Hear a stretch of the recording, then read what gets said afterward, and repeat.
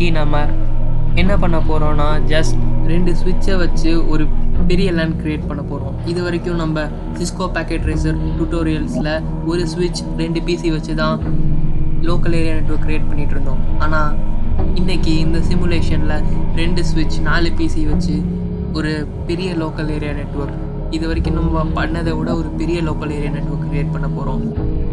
இது ஒரு சிம்பிளான நெட்வொர்க் தான், ஸோ பயப்பட வேணாம். வாங்க ஸ்டார்ட் பண்ணலாம். ஃபர்ஸ்ட் நான் 2 ஸ்விட்ச் 4 பிசி, இங்கே நெட்வொர்க் காம்போனன்ட்ஸ்லேருந்து 2 ஸ்விட்ச் 4 பிசி எடுத்து ஒர்க் ஸ்பேஸ்க்குள்ளே வச்சுக்கிட்டேன். இப்போ நான் அதை கனெக்ட் பண்ணணுன்னா இங்கே நிறையா ஒயர்ஸ் இருக்கும். அதில் எந்த ஒயரை யூஸ் பண்ணுறதுன்னு உங்களுக்கு கன்ஃபியூஷன் இருந்தால் உங்களுக்கு அதை பற்றி கற்றுக்கணுன்னு அவசியமே இல்லை. சிஸ்கோ பேக்கெட் ரேசர் அதுக்கு ஒரு ஃப்ரெண்ட்லியான என்விரான்மெண்ட் ப்ரொவைட் பண்ணியிருக்கு.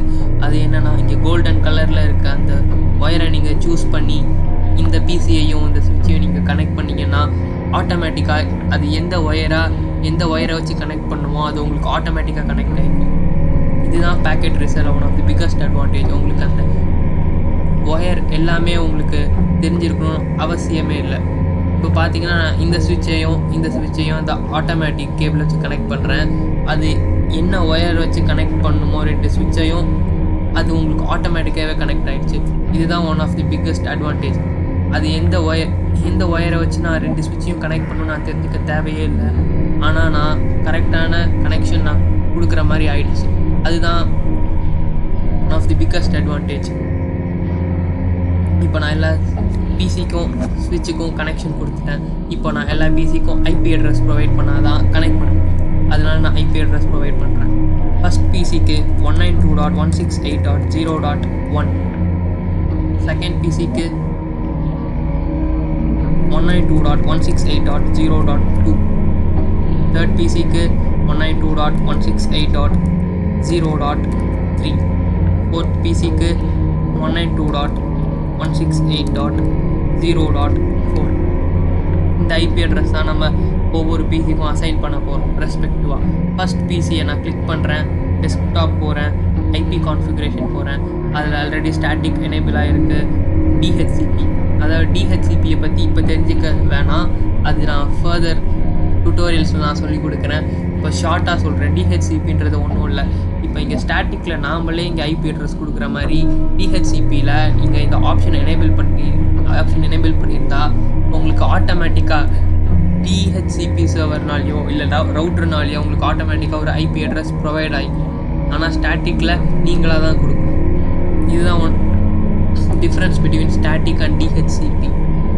இப்போது நம்ம ரவுட்டர் டிஹெச்சிபி சர்வர் அந்த லெசன்ஸ்க்கு வரும்போதெல்லாம் டிஹெச்சிபியை இந்த மோட் வச்சு எப்படி ஐபி அட்ரஸ் அசைன் ஆகுதுன்றதை பற்றி டிஸ்கஸ் பண்ணுவோம். இப்போ ஸ்டாட்டிக்கில் நான் ஐபி அட்ரஸ் கொடுக்குறேன் 192.168.0.1.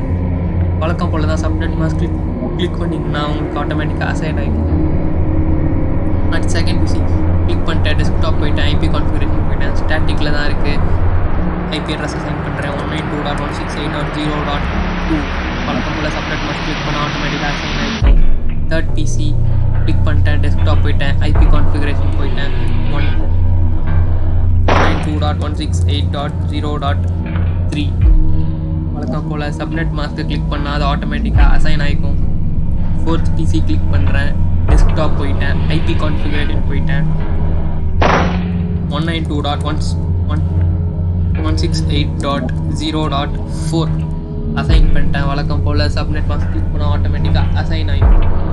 இப்போது இந்த பிசியிலேருந்து இந்த பிசியை நான் கனெக்ட் பண்ண முடியும். அதுக்கு நம்ம யூஸ் பண்ணுற கமாண்ட் பிங். இப்போ நான் அந்த பிங் கமாண்டை யூஸ் பண்ணுறதுக்கு டெஸ்க்டாப் போயிட்டேன், கமாண்ட் ப்ராம்ப்ட் போயிட்டேன், பிங் 192.168.0.4 நினைக்கிறேன். அதாவது நான் இந்த பிசியிலேருந்து இந்த பிசியை கனெக்ட் பண்ணி காமிக்க போகிறேன்.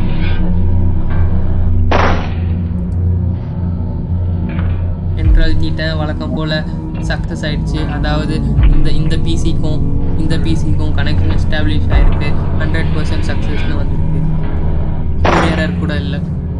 இதை வச்சு நம்ம கனெக்ஷன் எஸ்டாப்ளிஷ் ஆகிருக்குது, நம்ம கனெக்ஷன் எஸ்டாப்ளிஷ் ஆகிடுச்சு, ஒரு எரரும் இல்லைன்றதை நம்மளால் சொல்ல முடியும். அதே மாதிரி இந்த பிசியும் கனெக்ட் பண்ணலாம். இதை வச்சு என்னால் இந்த பிசியும் இந்த பிசிக்கும் இருக்க கனெக்ஷன் கரெக்டாக தான் இருக்கும், ஒரு எரரும் இருக்காதுன்னு என்னால் சொல்ல முடியும். ஆனால் இந்த மாதிரி நெட்ஒர்க்ஸில் எல்லாம் க்ரியேட் பண்ணுற மிஸ்டேக் என்னென்னா, எல்லா பிசிக்கும் அவங்க 192.168.0.1 0.2 0.3 அந்த மாதிரி கொடுக்காம இந்த கடைசி 2 பிசிக்கு மட்டும் அவங்க 192.168.1.1 1.2 கொடுத்துருவாங்க. ஆக்சுவலாக இப்படி பண்ணாங்கன்னா உங்களுக்கு இந்த 0.1234 அதுவும் 1.12 இது ரெண்டும் வேறு நெட்ஒர்க்ஸ். இங்கே நீங்கள் ஸ்விட்ச் யூஸ் பண்ணியிருக்கிறதுனால கனெக்ட் பண்ணுறதுக்கு ஸ்விட்ச் யூஸ் பண்ணியிருக்கிறதுனால இந்த 192.168.0.2 அந்த பிசியும் 192.168.1.3 பிசியும் உங்களுக்கு கனெக்ட் ஆகாது. நான் உங்களுக்கு சிமுலேட்டே பண்ணி காமிக்கிறேன். அதுக்கு நான் இந்த பிசியோட ஐபி அட்ரஸை 1.3 மாற்றிக்கிறேன், இந்த பிசியோட ஐபி அட்ரஸை 1.4 மாற்றிக்கிறேன். அதாவது இந்த பிசியோட ஐபி அட்ரஸ் 1.3, இந்த பிசியோட ஐபி அட்ரஸ் 1.4 நான் மாற்றிக்கிட்டேன். இப்போது நான் இந்த பிசியிலேருந்து இந்த பிசிக்கு கனெக்ட் பண்ணணுன்னா கனெக்ஷன் உங்களுக்கு எஸ்டாப்ளிஷ் ஆகாது. நான் கனெக்ட் பண்ணி காமிக்கிறேன். டெஸ்க்டாப் போயிட்டேன், கமாண்ட் ப்ராம்ப்ட் போயிட்டேன், பிங் 192.168.1.3 கொடுக்குறேன். உங்களுக்கு கனெக்ஷன் எஸ்டாப்ளிஷ் ஆகாது. ஏன்னா இந்த பிசியும் வேறு நெட்ஒர்க்கில் இருக்குது.